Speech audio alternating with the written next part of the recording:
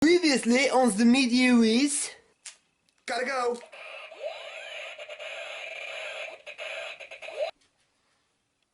And now, Media Whiz and a couple of others are in Indiana doing a video of some kind, and they forced me to do this narration as a lazy transition from the last review to this one. Hello, I'm the Media Whiz, because one art form wasn't enough, and we're back at it again in Indy Pop Con in Indiana to talk about another My Little Pony comic. You sure you don't need me to help you with this one, Media Whiz? No, kid, I can do this one by myself. Besides, you helped me with the Guardians of Pondonia review a couple weeks ago, so just go, enjoy the convention. Yeah, but Whiz, do you think that's a good idea? I mean, like, what if something comes up, or what if you guys just go and enjoy the convention? I'll catch up with you guys a little later. I have to do a comic review. Oh, okay. Alright, you're the reviewer, you do it, we'll just head off. So what do you want to do first, kid? I don't know. There's not a lot of My Little Pony stuff going on, at least according to the schedule. So I think I'm just gonna find a place to park it and read my Little Pony manga. You're still reading that thing? I thought you would have had that done in a couple of days, if not a couple of hours. Well, if you just want to run around and check out the convention, you can, and I'll just sit here, read my manga, and we can meet up some other time. Well, I mean, there is the convention going on, and there is that one Doctor Who store I wanted to check out. Are you sure you'll be okay here all alone? I spend most of my time on another planet with fanboys and fangirls everywhere. Besides, if we get separated, I could just call you. Yeah, that's true. You're right. All right, well, I'm gonna go do all that, and if you need me, just call me, all right? Have fun. Anyway, last time we talked about the MLP Transformers crossover comic, so now we're going to look at a crossover of sorts, if you will, but this time it's going to be a crossover with the ponies from G4, as well as the 80s ponies from G1 in My Little Pony Generations. This series of comics was released in October 2021 and ended February this year. Like the other pony comics, it was published by IDW and was meant to be a sort of conclusion to the G4 era of ponies, seeing how the G5 movie was released that same month. You know, back when Hasbro and Netflix were partnered together, and Netflix pretended to give a crap about animation. Yeah, Netflix just sucks now, doesn't it? As for the crew who worked on it, it was written by MLP comic regular Casey Gilly, who's also had a fair share of other comic work from Star Wars to Buffy the Vampire Slayer. The artwork was done by Michelle Cacciatore, and apologies in advance if I get some of these last names wrong. And she's mostly known for her work on various comics, from Disney to Soleil Productions. The lettering and color work was done by IDW regulars Heather Breckel and Neil Uwatake, often known for their works on other comic tie-ins for franchises like MLP, Sonic, Plants vs. Zombies, Transformers, etc. And lastly, there was the comic editor Megan Brown, who's been a part of a ton of popular comic tie-ins for a bunch of different franchises. Seriously, check out this woman's catalog. She did stuff like G.I. Joe, Ninja Turtles, and Godzilla, to My Little Pony, Care Bears, and Napoleon Dynamite, apparently. But enough of the build-up. Let's see how they cross over the ponies from the 80s to the 2010 ponies with My Little Pony Generations. Let's start with issue 1. The cover for issue 1 shows the main 6 looking at their G1 counterparts. While I do like the clash of art styles and the color work here, it's a shame that we're not actually going to get it in this issue. We're going to have to wait a while for this to happen. Also, I love how the logo at the top uses that retro font everyone's been using recently, because nothing screams nostalgic like the Cooper Black font. The comic itself begins at a place called Gloom Volcano, with a sign outside declaring trespassers will be eaten by Trench. That is absolutely true. You don't want to test Austin Trench. I mean, would you mess with a guy who's a skeleton in a straitjacket? As we're introduced to these two girls, Grackle and Dyer. So get a load of this. They're supposed to be the granddaughters of the Cloris Leachman witch from the original 80s MLP theatrical movie. All the things I could ask right now, I'm gonna go with this one. The witches from the 80s My Little Pony movie somehow found time to have kids and become mothers?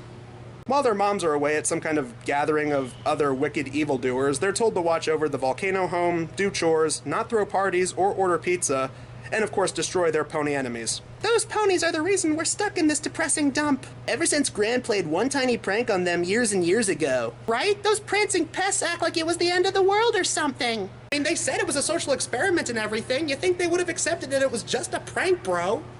But now we can pay them back. With interest. What are you talking about? Interest? Meanwhile, in the world of G4, we see our main ponies as they're starting to feel swamped from their teaching jobs, what with Pinky having to fill in for Applejack, who's been busy with her farm duties.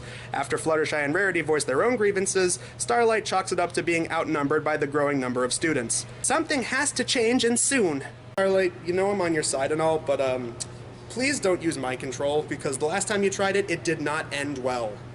Back with the witches, they continue to show off their quirky teenage girl personalities and their love of pizza. One of them is the nerdy type who enjoys anime conventions and Halloween parties, and the other is the wild card sporting a leather jacket. My goodness.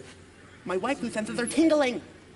It's also revealed that Trench is the name of their pet rat. The first phase of their plan is to send him to the pony world and collect some insider information, because apparently they actually can give him the ability to travel through time and space. Makes a lot of sense when you think about it. Trench arrives in Equestria as Starlight, Sunburst, and a couple of the other ponies discuss how to fix their problem, and leave it to Rainbow Dash of all ponies to pitch a genuinely good idea, suggesting that they should just hire more teachers. No, really? You think? That is some real problem-solving skills right there. As soon as the witches receive this information, they decide that they'll create some ponies out of the remnants of the Smooths and send them to, quote, make things weird. And apparently the road to retrieve this world's Smooths remains looks like Candyland. Huh.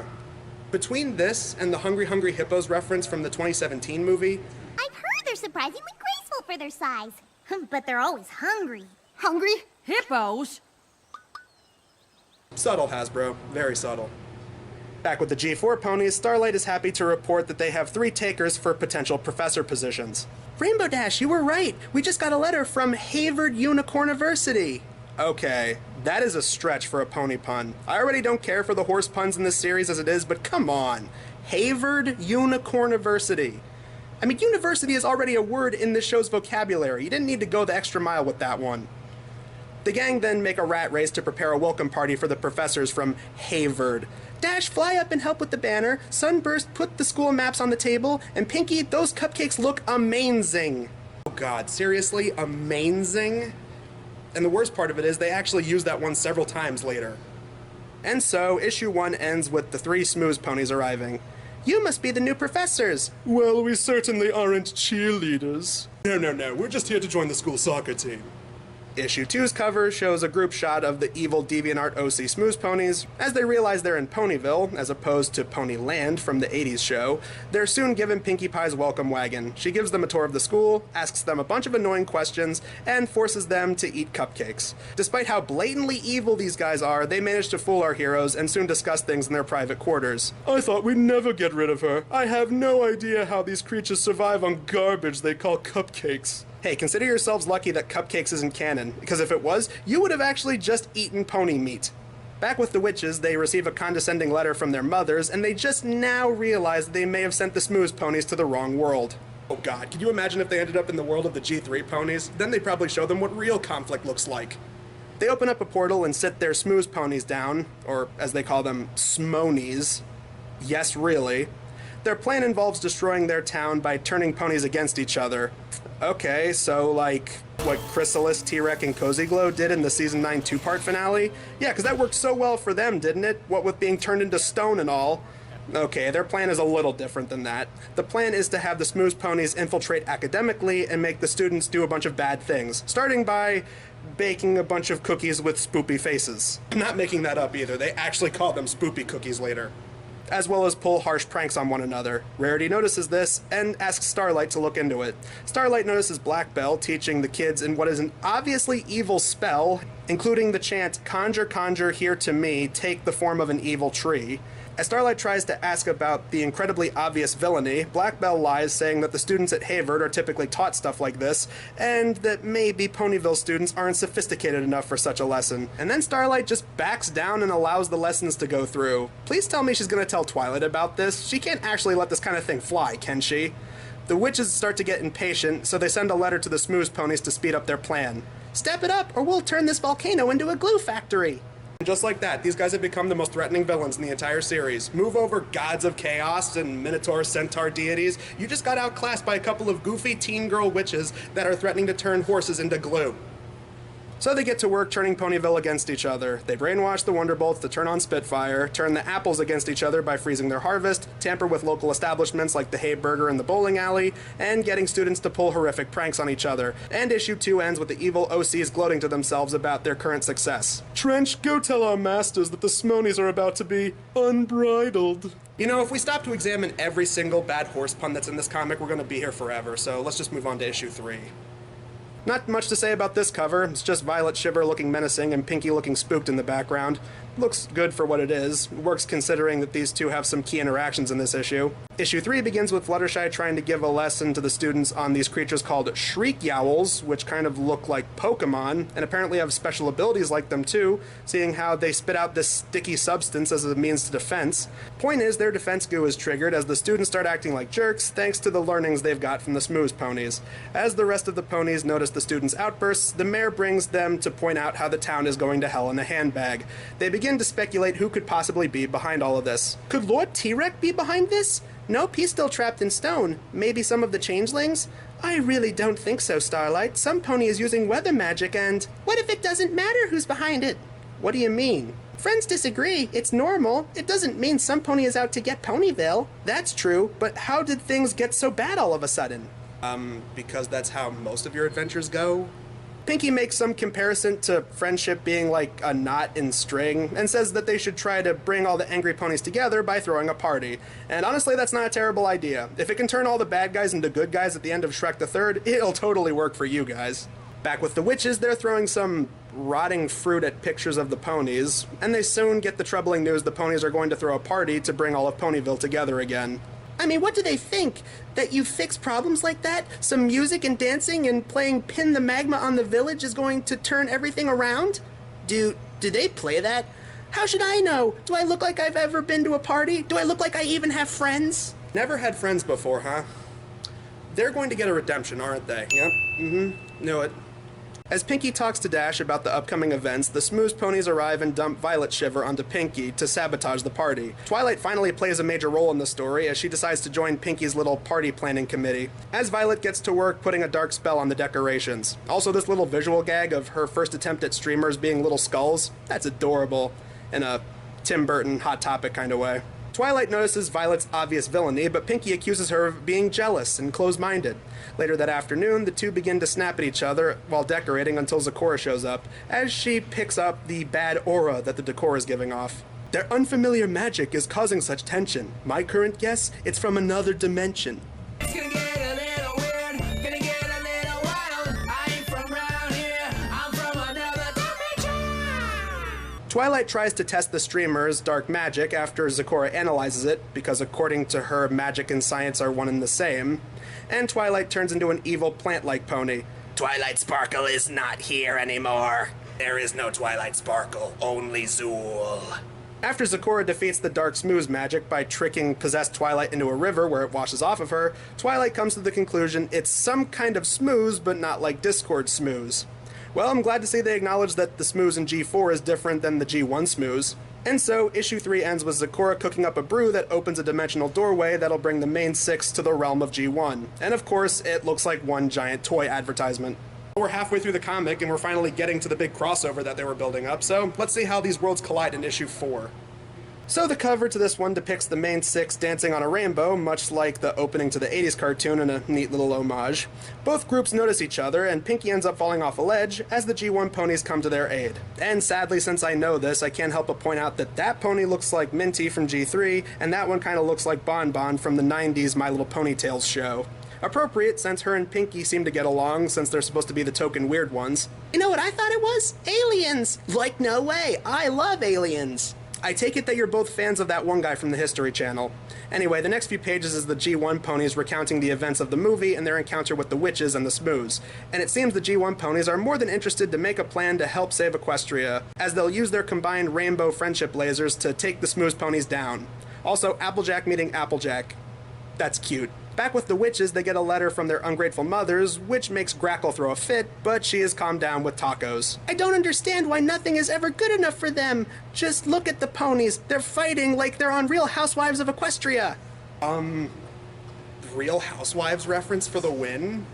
Seriously, what the hell is that reference? Back with the Smooze ponies, it seems that they're slowly becoming good guys. Violet actually likes helping with party decorations, and Black Belle seems to like the fact that her students look up to her. Doesn't stop them from trying to use their dark magic to destroy Ponyville, though.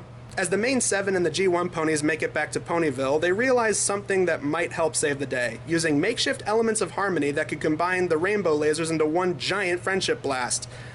Oh, and it seems that Opal got in her claws on Trench and possibly ate him. Or, wait, no, he actually escaped getting eaten as he gets back to the witches to tell them that the ponies are planning their defeat. And they're officially ready to head down and raise hell themselves as they find out the Smooze ponies seem to be warming up to the Ponyville ponies. As Dyer finally realizes that they might be cursed against using their own magic, but they have one special ability on their side, Grackle's angry fire powers. I'm the fear addicted, danger illustrated. I'm a fire starter, twisted fire starter. You're the fire starter, twisted fire starter. I'm a fire starter, twisted fire starter. The crossover elements so far have been pretty cool, so let's see how the story properly wraps up in issue 5.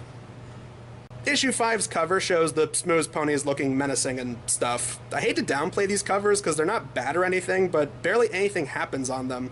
The first issue's cover was probably the most creative, but we had to actually wait for something like that to happen in the comics themselves. The final issue proper starts with the ponies testing their rainbow lasers on the G1 ponies, who test the Smooze's dark magic. And apparently that actually is Minty from G3, seeing how they call her that by name. Awesomely though, you get to see her get corrupted by dark Smooze magic and begins fighting Lickety Split is apparently that one's name. You know what? The comic up until this point's been pretty good, but yeah, that just made it worth it. A G3 My Little Pony just got corrupted by dark magic and threatened to destroy her enemies. Totally worth it. As the witches arrive in Equestria, they are immediately taken by the smell of sweets coming from Sugar Cube Corner, shortly before being chased away by some pissed off ponies. Pinkie finds Violet as she begins to regret her wrongdoings, but things soon escalate as she's possessed by the Smooze's dark magic.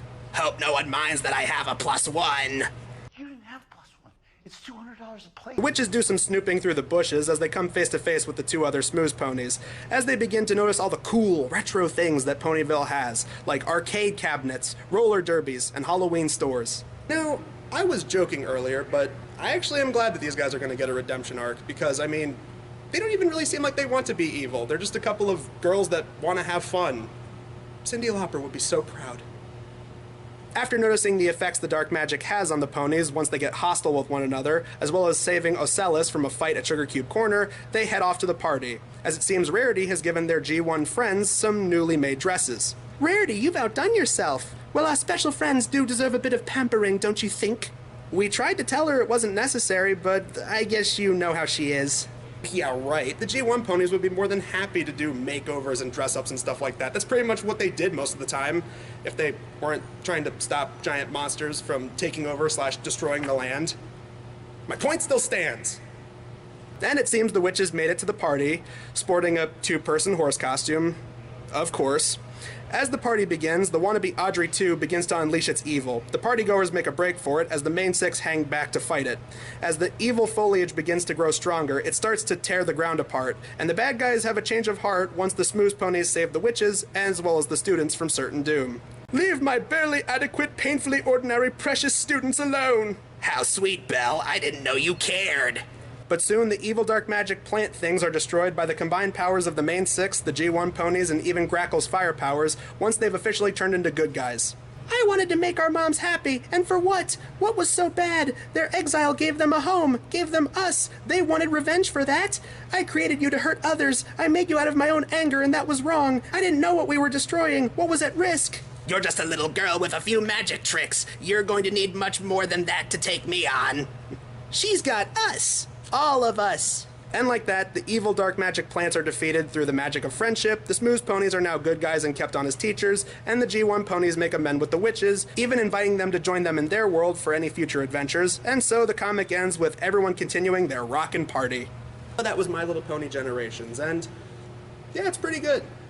Overall, these comics were pretty fun. It has a decent amount of build-up in the first few issues, and finally has a fun little crossover event with the G1 ponies near the end. I also appreciate that they gave the witches plenty of time to develop as characters, much like their mothers in the 80s movie. I also really liked the redemption story they were given. It actually didn't feel too forced or rushed. As soon as they're introduced, you can tell they don't really want to be bad guys, they just want to live up to their mothers who don't seem pleased with them at all. So once they actually see friendship on full display, they embrace it with open hearts. And the same can be said for the Smooze ponies. ponies. They start off as bad guys, but once they're shown genuine friendship by Pinky and the students, they actually change their ways. The crossover element works well enough, though it is a shame that we don't really see that much of their G1 counterparts, aside from the G1 Applejack and Surprise cameos in issue 4. Yeah, we're with Firefly, Daisy, Sparkler, or even G1 Twilight Sparkle. Granted, G1 Twilight Sparkle did eventually become the mother of G4 Twilight Sparkle, but still, that could have been something in the comic. Aside from a few nitpicks like that and the overabundance of corny horse puns in the beginning of the comic, the artwork, story, and pacing alone is enough for me to give it a solid recommendation. I'm the media whiz because one art form wasn't enough, and I'm gonna go see where those guys went. I think they went this way. Hey, kid. Oh, hiya, Media Wiz. I take it you liked the comic? Yeah, it was pretty good. Do you know where Future Wiz went? Last time I checked, he's in the vendor rooms. Gotcha. Listen, I'm gonna go look for him, and then I'm gonna bring him back here, and then we can decide what we want to do, all right? Sounds good. Until then, I'll just sit here and keep reading my manga. All right, good. Just don't move, and if you do, please call me in advance. Okie dokie, Loki.